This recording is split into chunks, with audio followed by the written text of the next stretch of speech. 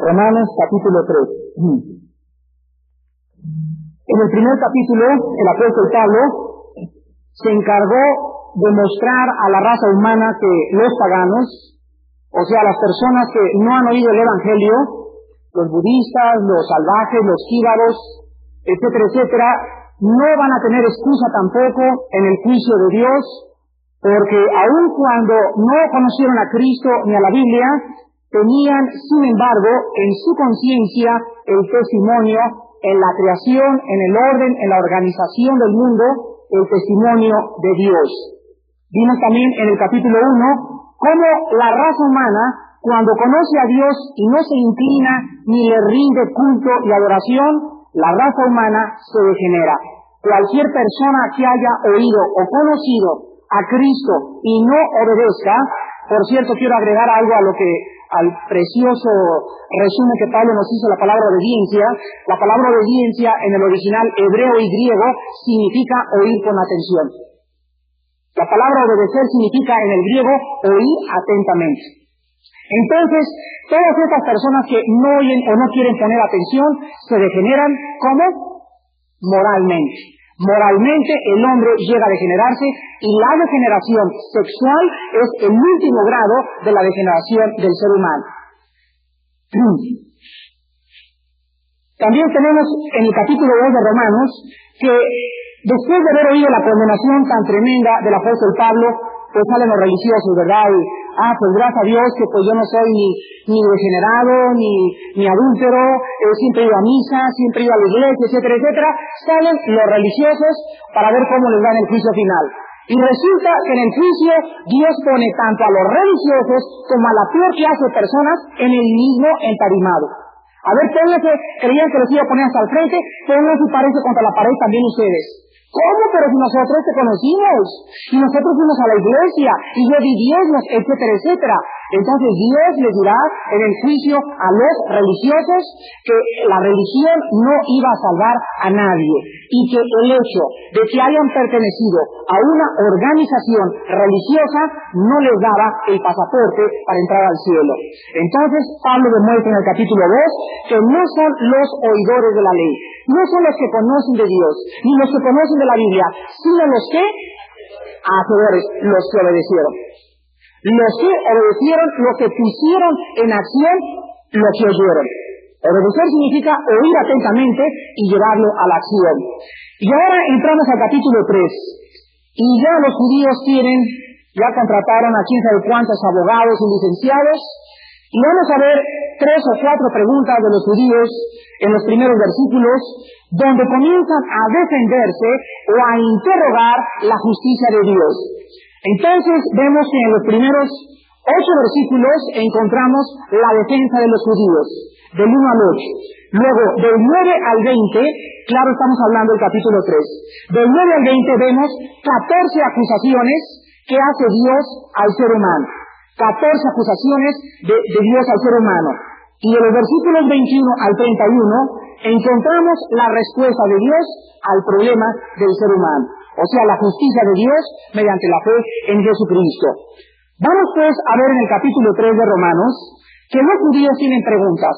Y creo que tú también tienes preguntas. Cuando tú oyes la Biblia dices, bueno, ¿y aquí qué? ¿Y qué con mi abuelita? ¿Y qué con mi papá? ¿Y por qué Dios esto? ¿Y por qué Dios aquello? ¿No es verdad? Es lo más normal y es lo más lógico. Y Dios no se va a enojar de que tú tengas preguntas, siempre y cuando tus preguntas sean hechas a Dios con un espíritu de humildad, reconociendo que no te debes de enojar ni gritarle a Dios porque tú no entiendas sus caminos, sino simplemente esperar a que Él te revele por qué está haciendo lo que Él está haciendo. Y una vez que tú tengas esa actitud, tú podrás seguir caminando con Dios. Vamos pues a ver los primeros 2 versículos para encontrar la primera pregunta que los judíos tenían.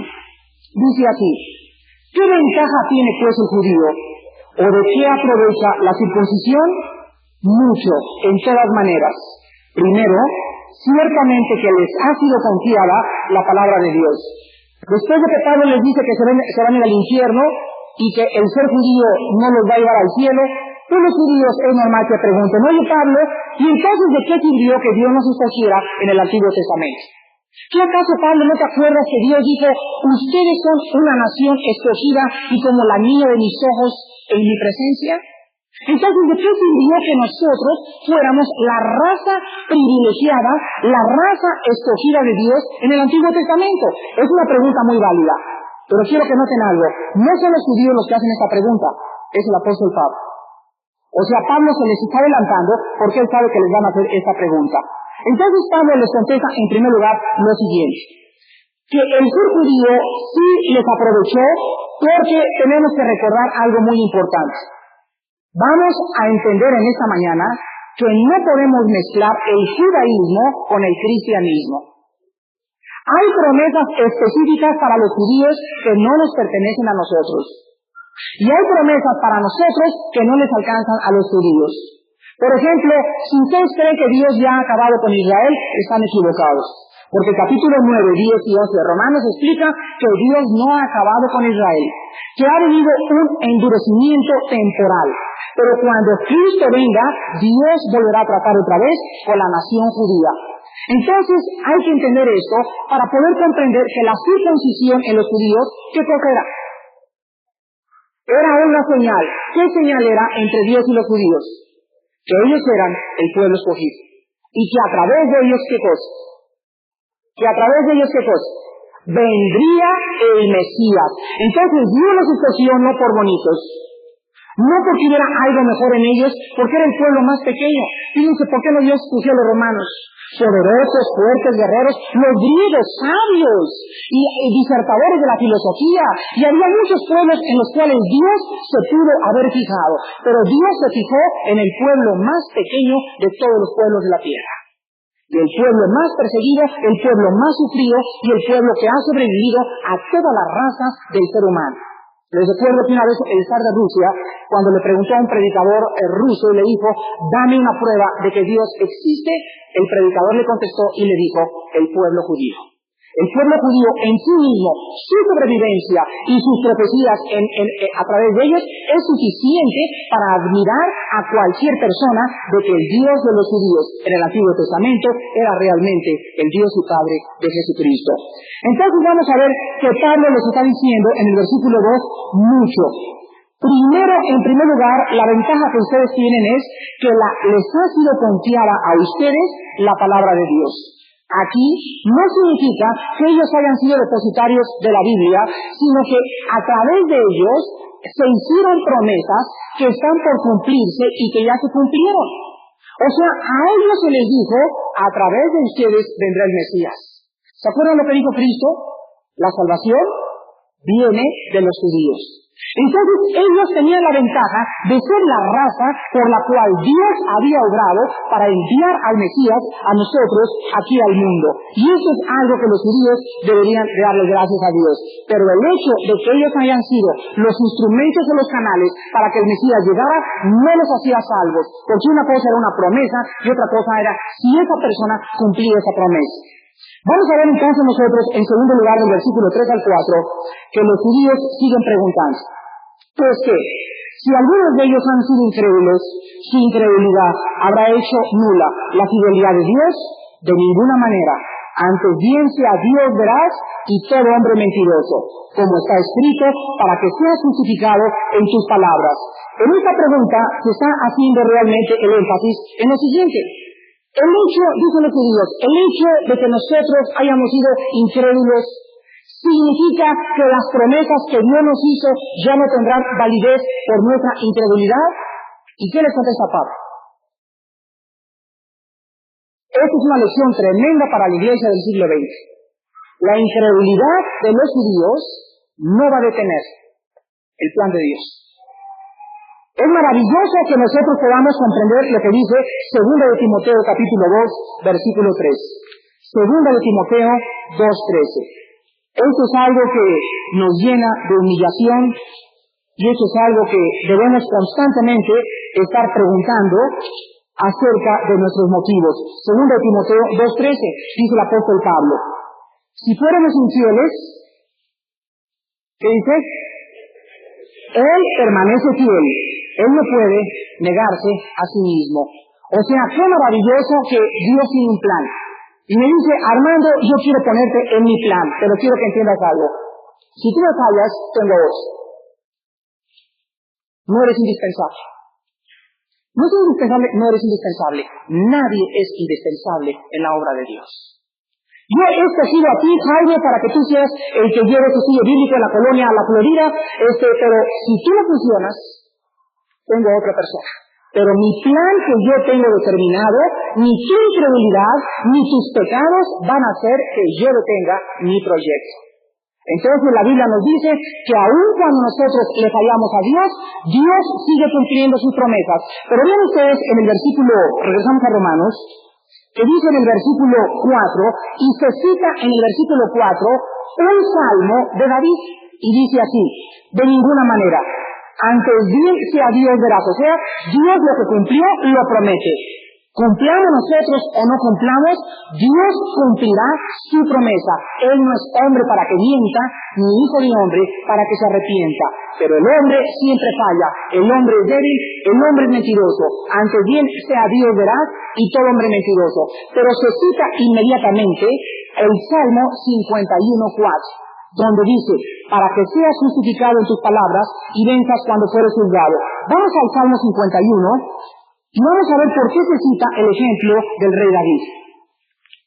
Dios le dijo a David, Davidcito, quiero que sepas que a través de ti vendrá el Mesías. Imagínate David, gracias Señor, digo, tiene que haber algo en mí, ¿verdad? Algo tiene que haber en mí para que, digo, no cualquiera viene el Mesías, algo tiene que haber en mí.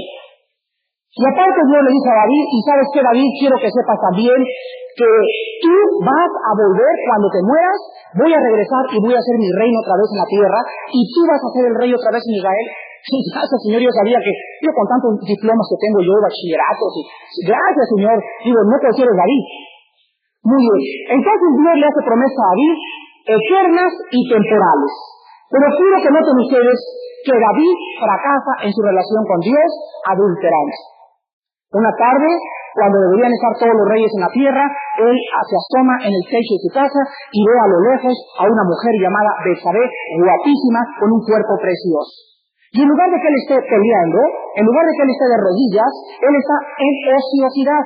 Aquí se nos muestra que el pecado de David fue, la antesala del pecado de David fue la ociosidad. Dicen que la ociosidad es el taller de Satanás. Jóvenes ociosos están en manos de Satanás. Jóvenes que no tienen que hacer nada están en manos de Satanás. Ocupen su mente, lean buenos libros, oigan buena música, porque la ociosidad es la madre de todos los vicios. Pues David estaba ocioso, y ve a la mujer y la hace suya y mata a Urías, a su esposo. Entonces, después de que fracasa, se acerca a David con Dios. Aquí estoy, Señor, perdóname, y se hinca y llora toda la noche y golpea el suelo, oh Dios, y ya se acabó, mi promesa ya no va a ser el rey, etcétera, etcétera. Y de repente Dios le contesta algo que nos enseña a nosotros también en el Nuevo Testamento. David, tu pecado no impedirá el cumplimiento de lo que te prometí. De veras, Señor, a pesar de que seas mísero, a pesar de lo que hiciste, David, la promesa que yo te hice la voy a cumplir. Padre, gracias, Señor. Pero David, recuerda que vas a recoger el fruto de tu pecado. Tenemos que entender, hermanos, que en la sangre de Jesucristo, cuando los cristianos pecamos en el Nuevo Testamento, tenemos perdón. ¿Cómo me está molestando esto aquí? Una horquilla o algo que le pudiéramos fabricar aquí a esto, pero cada vez que pasa...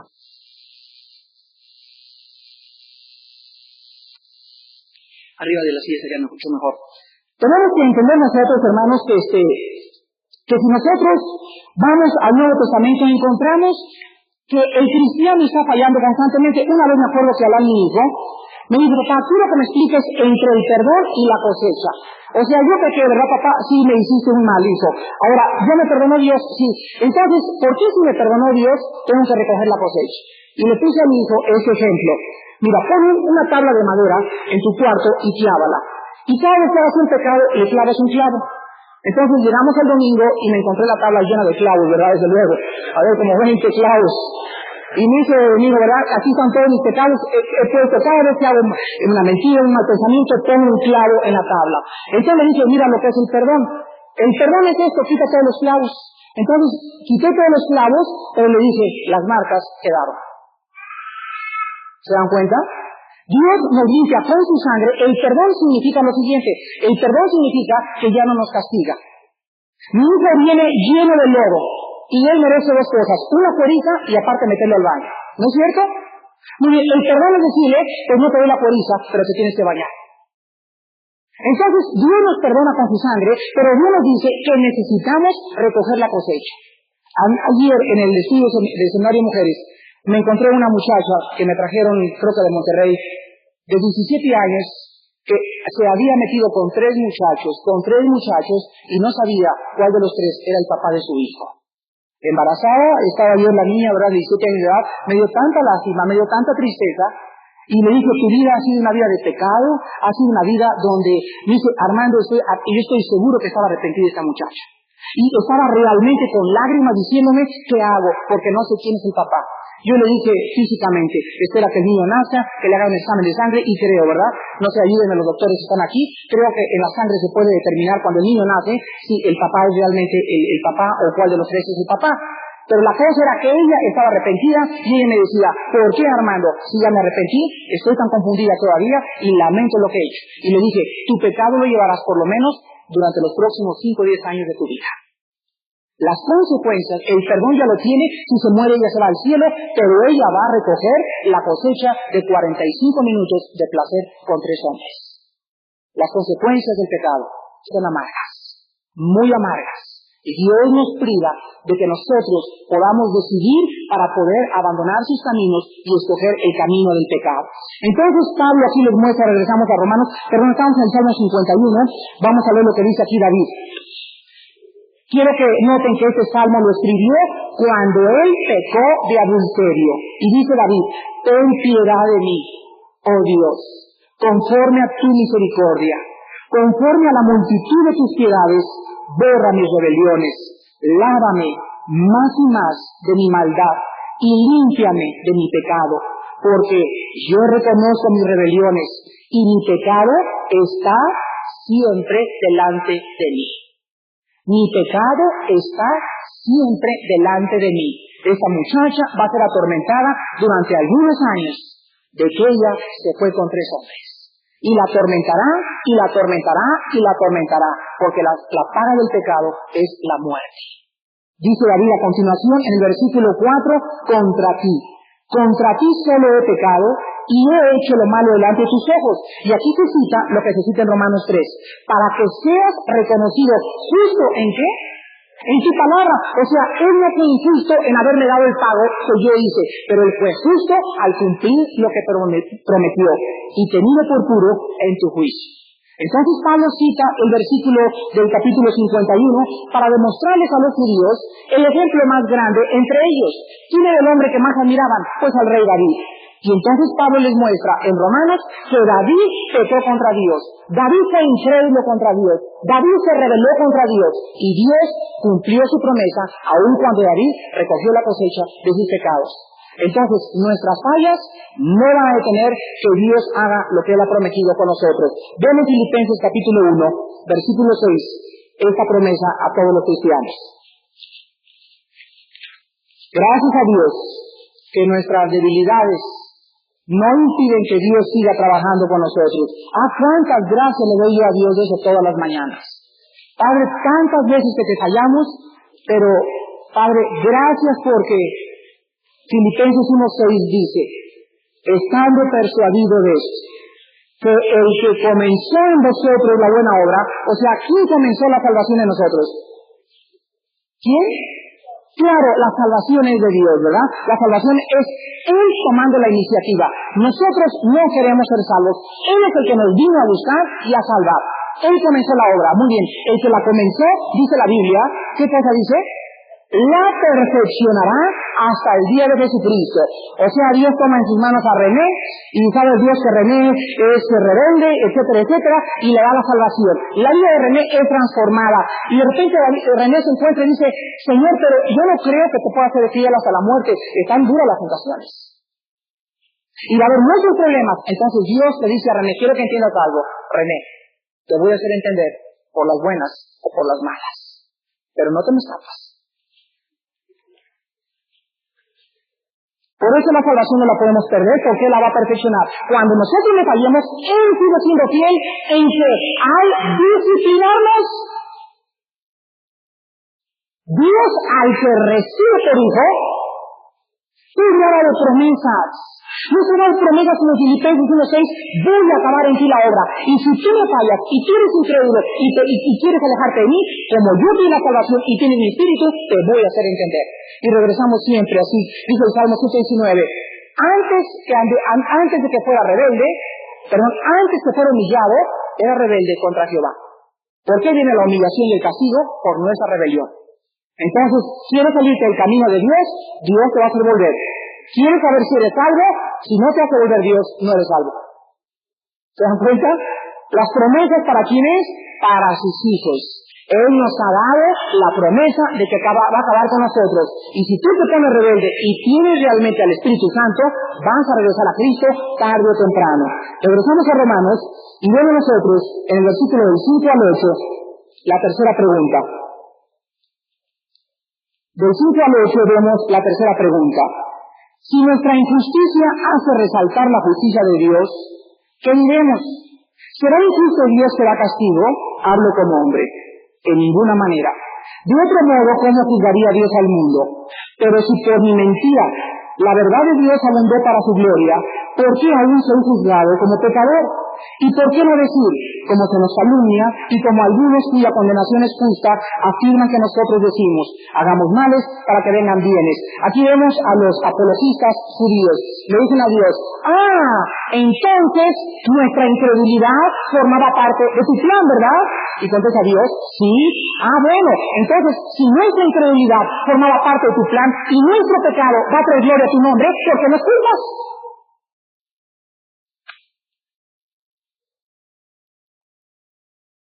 ¿Lo entienden?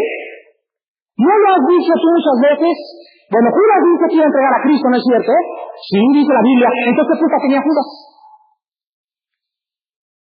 Ellos estaban diciendo en otras maneras los judíos que en este caso ni Hitler ni Mussolini deberían de ser juzgados porque Hitler y Mussolini formaban parte del plan de Dios, y si formaban parte del plan de Dios, ¿cuál era la culpa de estos pecadores? Si estos pecadores formaban parte del plan de Dios.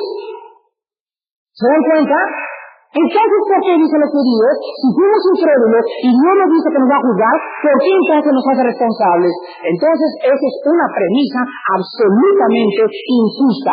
Es injusta porque es como decir, si por nuestra incredulidad era o estaba en el plan de Dios, o Dios, ¿por qué me estás juzgando tú aquí? Pero escuchen esto, al mismo tiempo que la Biblia dice que los mismos pecadores son usados en el plan de Dios, al mismo tiempo que Dios ha predestinado y ha elegido desde antes de la fundación del mundo, y ha sabido Dios quiénes se condenan y quiénes se salvan, las personas que son pecadoras aún son responsables delante de Dios. Entonces, si Dios no tuviera una base para decirle a esta hermana, usted es pecadora, ¿cómo podría, escuchen esto, cómo podría Dios celebrar un día del juicio? ¿Para qué es el día del juicio? El día del juicio se van a acercar todos con sus defensas. Van a estar aquí muchos ateos que estuvieron aquí el domingo y se van a quedar con Dios y le van a decir, pero va a estar Judas en primer lugar, va a llegar Judas, ¿verdad? Señor, tú me trajiste desde antes que naciera para entregar a tu hijo. Y si yo no hubiera entregado a tu hijo no hubiera muerto crucificado. ¿Sí o no, sí o no, sí o no? Dice Dios, ¿sí, Judas? Entonces, si tú me trajiste y yo fui el instrumento que fui usado para entregar a tu hijo, entonces es de mi culpa. Y eso es lo que en el día del juicio Dios les va a demostrar. Juditas, a pesar de que yo sabía de que tú ibas a entregar a mi hijo y que lo planeé de tal forma para que tú fueras el instrumento por el cual mi hijo muriera y redimiera a la raza humana, Judas, al mismo tiempo tú eres culpable porque tú escogiste ser el traidor voluntariamente. Yo lo escribí en mi libro porque yo conozco todo desde antes de la fundación del mundo. Pero cuando sucedió el acontecimiento, tú tomaste esa elección. Yo lo sabía. Y como yo sabía que ibas a tomar esa elección, te usé para mis propósitos. Pero tú eres responsable delante de mí. Ahora, si nosotros no entendemos esto, ¿verdad? Entonces podemos comenzar a decir, como los judíos decían, hagamos males para que vengan bienes. Con que entonces el pecado es gloria para ti, y vamos a las orgías. Vamos a abrazar la cobija, que al cambio el pecado trae gloria al nombre de Dios. Entonces, dice Pablo, es una calumnia. Eso es algo que difama el buen nombre de Dios. Hagamos males para que vengan bienes. Entonces, al acabar esto, encontramos que en estas tres preguntas, Pablo nos demuestra en primer lugar que los judíos eran especiales no por la salvación. Los judíos eran especiales porque a través de ellos vino el Mesías. En segundo lugar, su incredulidad no detuvo el plan de Dios. Y en tercer lugar, su incredulidad, aunque trajo gloria a Dios, ellos seguían siendo responsables de sus pecados y de sus acciones. Ahora pasamos inmediatamente a la otra sección, donde encontramos el veredicto del juez de la humanidad. Aquí encontramos en el versículo 9 en adelante el veredicto del juez de la humanidad. Y el veredicto es el siguiente: todos culpables. Cae el mazo del Dios del cielo y dice: todos culpables, paganos o religiosos, blancos o negros, ricos o no ricos, negros o prietos, amarillos o educados, con iglesia católica o sin iglesia católica, todos se van al infierno. Absolutamente no hay ni un justo que pueda decir: yo merezco ir al cielo. Este es el veredicto que vamos a encontrar, y vamos a ver nosotros en el versículo 9 lo siguiente: ¿qué pues? ¿Son nosotros mejores que ellos? En ninguna manera. Pues hemos acusado a judíos y a gentiles que todos están, vean esta frase, bajo pecado. Esto significa que toda la raza humana, los que pertenecen a una religión y los que no son religiosos, toda la raza humana están bajo el control y bajo el dominio del pecado. Los sacerdotes y los obispos, los cardenales y los papas, los budistas y los hitlerianos y Hitler y la prostituta, el más educado y la más santa de las mujeres en nuestros ojos, están bajo el control y el dominio del pecado. Es por eso que en este pasaje nos acusa Dios mostrándonos cuáles son los 14 pecados que se mencionan y que vamos a estudiar ahorita, y enseguida Dios nos dice quién es el que se va a escapar de este juicio del infierno eterno en llama de fuego.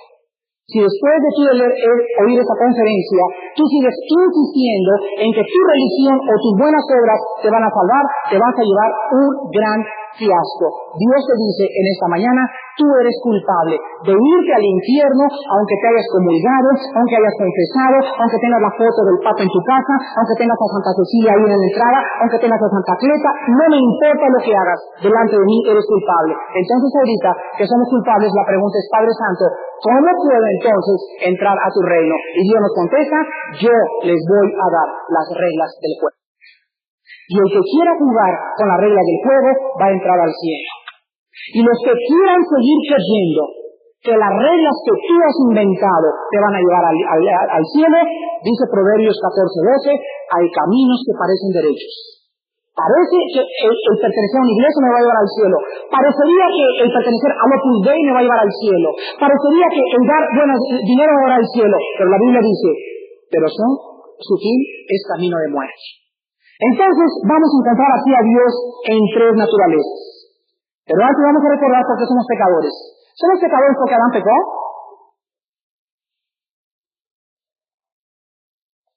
La Biblia es digna de la más profunda apologética que ustedes puedan usar, y cualquier pregunta tuya intelectual, la Biblia te la contesta. Yo cuando vi esto, mi naturaleza por naturaleza rebelde y mi intelecto por naturaleza arrogante se preguntó inmediatamente: Padre, ¿por qué tú me haces culpable de algo que cometió un hombre hace 6,000 años? ¿No es verdad? ¿Qué culpa tengo yo que Adán lo hayan pecado para que tú me mandes al infierno? Entonces la Biblia nos contesta lo siguiente: nosotros somos pecadores por dos razones, apúntalo por favor. Somos pecadores por dos razones. Número uno, sí, por nuestra condición o por naturaleza. Repito, por naturaleza somos pecadores. Salmo 51, en pecado he sido concebido. Todos, el más santo de los santos, ha nacido con una enfermedad, con una condición que Shakespeare le llamaba el defecto trágico, la psicología le llama el medio ambiente, el marxismo le llama la lucha de clases, los filósofos le llaman el problema humano, Jean-Paul Sartre le llamaba la náusea o la incógnita del hombre, el doctor Alexis Carril, todos le han bautizado el problema que tiene el hombre, la Biblia le llama pecado. Entonces somos pecadores porque hemos heredado una enfermedad espiritual. Y en segundo lugar, somos pecadores por acciones también. Entonces René dice, Dios, ¿por qué me culpas? Yo no tengo la culpa, Adán ha pecado, y Dios le contesta a René y le dice, pues déjame decirte que tú estás haciendo lo mismo que hizo Adán. O sea, estamos nosotros también cuando venimos a Dios. Cuando un niño nace, Adán tenía estado de qué? ¿Adán era justo? A ver, ¿quién hizo esta pregunta? ¿Era justo Adán? ¿Tú entonces fue creado con pecado? ¿Entonces era justo o no era justo? No, no era justo. ¿Y saben por qué no era justo? Porque fue creado inocente. Adán no tenía el discernimiento entre el bien y entre el mal. Adán fue criado como un niño. Ya, y en ese estado él tenía que responder hasta que se le presentara ¿qué cosa? La oportunidad de escoger o de usar su libre albedrío. Cuando yo tengo a mi hijo que va creciendo, me acuerdo cuando lo metía al baño, ¿verdad? Y llegaban ahí en el baño, y pues se metían al baño a bañar de 4 o 5 años de edad, y por ahí los niños andan corriendo sin los calzoncillos con pañal por todos lados. Yo nunca he visto un bebito así, ¿verdad? Si fuera así, tapándose. ¿Por qué andan por todos lados las niñas y los niños desnudos? Porque no son conscientes de su desnudez. Esto se llama el estado de inocencia. Pero esa niña o ese niño a los 7 o 8 años de edad, quítale el calzón. ¿Qué hace inmediatamente? ¿Quién le dijo que estaba desnudo? ¿Quién le dijo que era pecado enseñar sus órganos masculinos? Algo en lo profundo de su conciencia lo hace avergonzarse de algo que no era vergüenza cuando fuimos creados a la imagen y semejanza de Dios. Entonces, cuando el niño descubre que hay un estado de maldad y en ese momento él puede decidir taparse, en ese momento el niño es responsable para recibir a Jesucristo. Entonces un niño debe recibir a Cristo a los 7 o 8 años de edad. Pero mientras no lo necesitado, él es inocente. Si se muere, se va al cielo. No porque sea justo, sino porque el sacrificio de Cristo en la cruz pagó por el pecado inocente de los niños que no disciernen entre su mano izquierda y su mano derecha. Por eso Cristo dijo, dejad que los niños vengan a mí, porque de ellos es el reino de los cielos. Todos los niños muertos inocentes se van al cielo. No hay tal cosa como el limbo. De que si no le echan agüita se va al limbo. ¿Dónde está eso en la Biblia, señores? La Biblia nos muestra claramente que el limbo ni siquiera existe. Entonces a Dios se nos muestra aquí en tres secciones. Vamos a ver en el versículo del 10 al 12 a Dios como juez. En el versículo del 13 al 15 a Dios como médico. Y en el versículo 16 al 18 a Dios como historiador. Y vamos a ver entonces de la sección del 10 en adelante las 14 acusaciones de Dios contra nosotros. Vamos a ver la primera acusación que Dios nos da. Estos son los rayos X de Dios. Todos ustedes saben que por naturaleza nosotros tenemos un buen concepto de nosotros, ¿no es cierto? Pregúntale a una señora religiosa y te va a contestar, no todos son tan malos. Hay algo bueno en el hombre. El diagnóstico de la mayor parte de los psicólogos ha sido hay más bueno que malo en el ser humano. ¿Y saben ustedes por qué expresan esto los psicólogos? Porque ellos mismos se miden por ellos mismos a través de nuestra conducta. O sea, ¿cuál es el parámetro que los psicólogos usan para decir que son más buenos que malos? Sus propias vidas. Y sus propias vidas nos dicen que el 65% de los psicólogos y psiquiatras en América Latina se han casado más de 3 veces. Entonces, si alguien se casa 6 veces, no es tan malo como el que se casó 3 veces. ¿Se dan cuenta? Pero cuando venimos a la Biblia, entonces tenemos una norma alta de un Dios santo que nos dice, sin santidad nadie verá a Dios. Y si vuestra justicia no fuere más grande que la de los fariseos y hipócritas religiosos, no entraréis al reino de Dios. Y cuando Dios nos levanta el parámetro y la norma a la cual debemos nosotros sujetarnos, nos quedamos impávidos y nos quedamos pequeños y le decimos, oh Dios, pides demasiado porque la santidad es algo que nunca podré alcanzar. Y Dios nos contesta, tienen toda la razón, para eso envía al Espíritu Santo en Pentecostés. Para que entrara a tu vida y Él hiciera cumplir lo que yo te mando. Dice en Ezequiel 36, pondré mis leyes dentro de tus mentes. Y haré que ese corazón de piedra sea sacado y les pondré un corazón de carne y haré que anden entonces en mis mandamientos. ¿Cómo puedo yo entonces ser cristiano sin la ayuda del Espíritu Santo? Imposible. Todo lo que Dios le pide es muy difícil de cumplir. No hagas esto por aquí, por allá, y se refiere a tu esposa. Son muchas las tentaciones, pero el Espíritu que Dios ha hecho morar en nosotros nos da la capacidad de vivir una vida diferente. Vemos entonces la primera acusación de Dios contra la raza humana en el versículo 10. La primera acusación es, no hay nadie absolutamente que sea justo. Vean Job capítulo 9, versículo 2. La primera acusación es que en el mundo que vivimos no hay nadie que sea justo delante de Dios. Job 9:2. Vamos a ver varios pasajes en el Antiguo Testamento que donde Dios ya había hecho conciencia de esta acusación. Job dijo, ciertamente yo sé que es así. ¿Y cómo se justificará el hombre con Dios? Job escribió casi con el mismo tiempo que el libro del Génesis. ¿Sabían ustedes? Job tiene la misma antigüedad que el libro del Génesis. Y en ese tiempo, Job se preguntó y le dijo, ¿cómo podré, Señor, ser aceptado por ti? Voy a misa, comulgando, Señor, los domingos, yéndome a la vía y rascándome y ensangrentándome la lengua y las rodillas, ¿así me aceptarás? Y todo lo que el hombre quería hacer para aceptado por Dios, decía, no es por ahí, no es por ahí, no es por ahí, no es por ahí, no es por ahí. Entonces Dios lleva al hombre a un rincón. A un rincón donde el hombre queda absolutamente enfrente de un Dios santo, sin ninguna esperanza, sin ningún medio para poder salvarse. Dios nos quita todas las armas, me quita la religión de mis brazos, me quita los sacrificios, me desamba, me deja desnudo ante su presencia, y entonces quedo y levanto la voz al cielo y digo, Señor, ¿qué debí hacer para ser justo? Y Dios contestó esto en el Nuevo Testamento, cuando envió a Cristo a morir en una cruz. Vean ahora Eclesiastés capítulo 7. Denle la vuelta a Job, está Salmos, después sigue Proverbios y después Eclesiastés. Job, Salmos, Proverbios, Eclesiastés. Capítulo 7, versículo 20. El que escribió Eclesiastés es Salomón.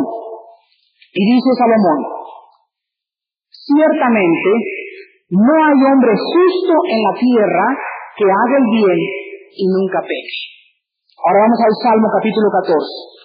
Regresamos a Salmos, atrás a Proverbios y luego sigue Salmos, versículo 1, Salmo 14, 1.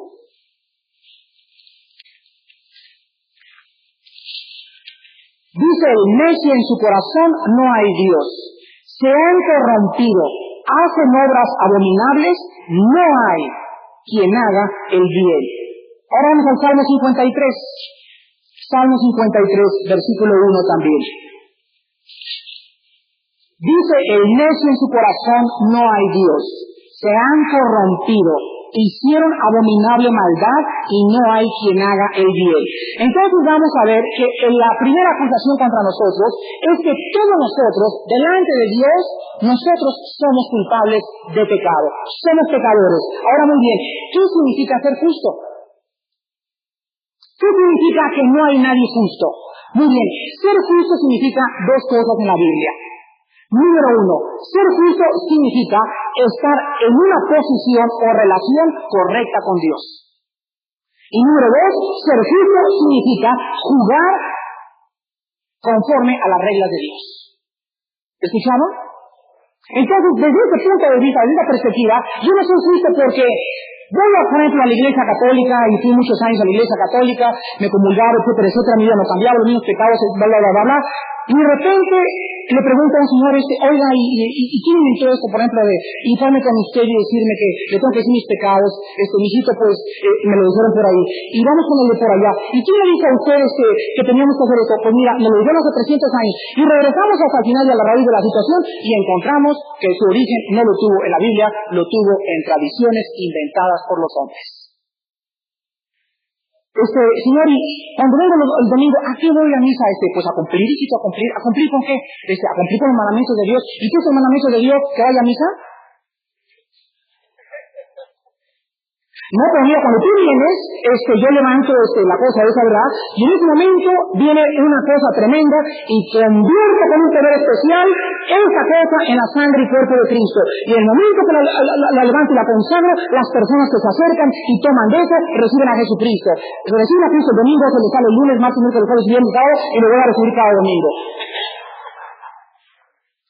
Creo que usando no quiero ser burlón, quiero solamente usar la lógica más elemental.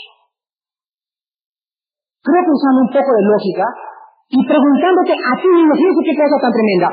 Mientras perteneciste a esa religión, nunca hiciste preguntas, y en cuanto te conviertes, te vienen las preguntas. Pertenecimos a un sistema que era lo más absurdo, lógicamente. Y cuando ves a cristianismo tienes dudas. Así es la naturaleza del ser humano. Es más fácil que creamos la mentira que la verdad. Entonces Dios nos muestra en su palabra que el ser justo significa estar en una relación correcta con Dios. Y el ir a misa no me pone en una relación correcta con Dios. El ir de rodillas tampoco me pone en una posición correcta con Dios. Entonces, ¿cómo puedo yo entender si el sistema al que yo pertenezco está hecho por las reglas de Dios? ¿Quién hizo esas reglas? Las hicieron los hombres. Cuando yo quiero ser justo delante de Dios, tengo que jugar conforme a sus reglas. Y tengo que conocer las reglas y comenzar a jugar conforme a esas reglas para ser aceptado y estar en una posición aceptable delante de Dios. Ahora vemos a continuación nosotros también aquí, que mientras no veamos Isaías 64, versículo 6. Isaías 64, versículo 6. Vean cómo la Biblia es tan maravillosa estudiarla de esta manera porque sistemáticamente vamos estudiando y conociendo y profundizando la mecánica de la doctrina y la teología cristiana. Es maravillosa. Isaías 64, 6. Dice así: si bien todos nosotros somos como suciedad y todas nuestras justicias, o sea, lo mejor que hay en ti, los dulces que le regalas a los niños, tus oraciones a la Virgen, tus sacrificios el domingo, el cumplir, etcétera, etcétera, etcétera. Todas sus justicias tuyas, delante de Dios, son como trapo de inmundicia. Y caímos todos nosotros como la hoja, y nuestras maldades nos llevaron como el viento. O sea, dice la Biblia, que el hombre, con todo lo mejor que pueda tener, se acerca el hombre con Dios, y el hombre le dice a Dios: Señor, dice Dios, ¿qué es esto? Y dice Dios: esto que tú me traes para mí es un trapo cochino inmundo, pero es lo mejor que te puedo dar. Tú no me puedes dar nada más grande que lo que yo hice por ti en la cruz del Calvario.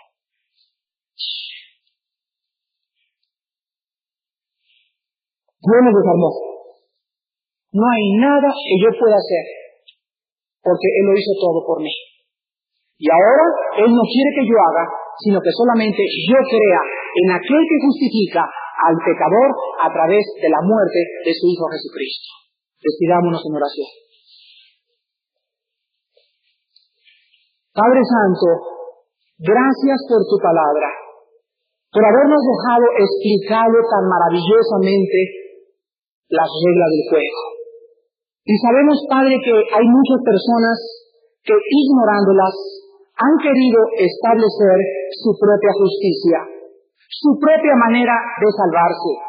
Es más, ni siquiera han investigado si es verdad o no es verdad a la religión o a la secta a la que pertenecen. Se engañan, su necio corazón les engaña y les conduce a un camino de sinceridad equivocada. Pueden ser sinceros, pero están equivocados. Gracias porque esta mañana Tú has traído a muchas de estas personas para que en esta mañana ya no tengan ignorancia, para que te conozcan y comprendan que no hay nada en las obras que puedan ponernos en una posición de aceptación ante tus ojos, que es el sacrificio de Cristo. Eres tú interviniendo en el espacio y en el tiempo para poder mostrarnos que la salvación viene de Dios. Tú iniciaste la salvación cuando Adán cayó, Él no te buscó, tú le buscaste y le dijiste, ¿dónde estás tú? Eras tú el que emprendías, el que tomaba la iniciativa. Cristo dijo, he venido a buscar. Él es el que vino a buscarnos, porque nosotros no queríamos buscarte. Te buscábamos a nuestra manera, pero no conforme a las reglas que tú habías establecido. Padre, gracias. Gracias por darnos a conocer las reglas del juego.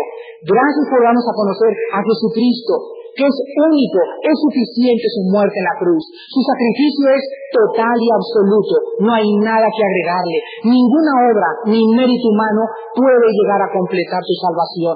Tu salvación fue total y absoluta y fuimos salvados y santificados por una sola ofrenda de tu Hijo en esa cruz. Gracias, Señor, porque ahora le hemos aceptado y Él es nuestra justicia. Por Él estamos en una posición correcta delante de ti. Por Él tú nos aceptas, porque no había méritos, no había obras buenas que nosotros pudiéramos hacer para que nos fuéramos aceptados. Gracias por Cristo, porque Él es nuestra justicia, Él es nuestra redención, Él es nuestra sabiduría. Por Él, Señor, estamos delante de ti y por sus méritos, por lo que Él hizo, por lo que Él sufrió, por su sangre preciosa, en esta mañana te podemos decir nuestro Dios y nuestro Padre. Oh Señor, en esta mañana trae a la cruz a estas personas que les has hablado a su corazón. Muéstrales y quítales sus falsas promesas que ellos tienen. Quítales sus bastones falsos, quebradizos, que son sus buenas obras, su dinero, sus sacramentos, que son falsos conceptos para entrar al reino de Dios. Muéstrales, Padre, que necesitan a Cristo, que necesitan arrepentirse y confiar no en sus buenas obras, sino en la salvación de Cristo. Y una vez recibido a Cristo, tenemos forzosamente que por las buenas obras demostrar que hemos sido salvados, pero no por las buenas obras creer que seremos aceptados. Padre, en esta mañana háblales al corazón, y las personas que en esta mañana quieran recibir a Cristo tienen que hacer tres cosas. Arrepiéntanse en primer lugar. Arrepiéntete de tus pecados. Arrepentirte es cambiar tu mente y decirle a Dios, Señor, perdóname porque fui un hipócrita, aún en mi propia religión. Ni siquiera cumplía lo que mi religión me mandaba. Y yo confiaba en entrar al cielo. Perdóname. Eso es arrepentirse. Cambiar tu manera de pensar respecto a tu vida anterior. No hay nada que puedas hacer para ser aceptado por Dios más que creer en Jesucristo como tu Salvador y el único medio para poder entrar al reino de Dios. En segundo lugar, creer en Cristo como el Cristo, el Hijo de Dios. El único que puede obtener para ti la salvación de tu alma. Y en tercer lugar, ábrele tu corazón. Dile, Señor Jesús, en esta mañana te recibo humildemente. Aún no entiendo muchas cosas, pero entiendo que te necesito. Y que si eres tú el medio para entrar al reino de Dios, yo te acepto en esta mañana con todo mi corazón, con todas mis fuerzas y con toda mi alma.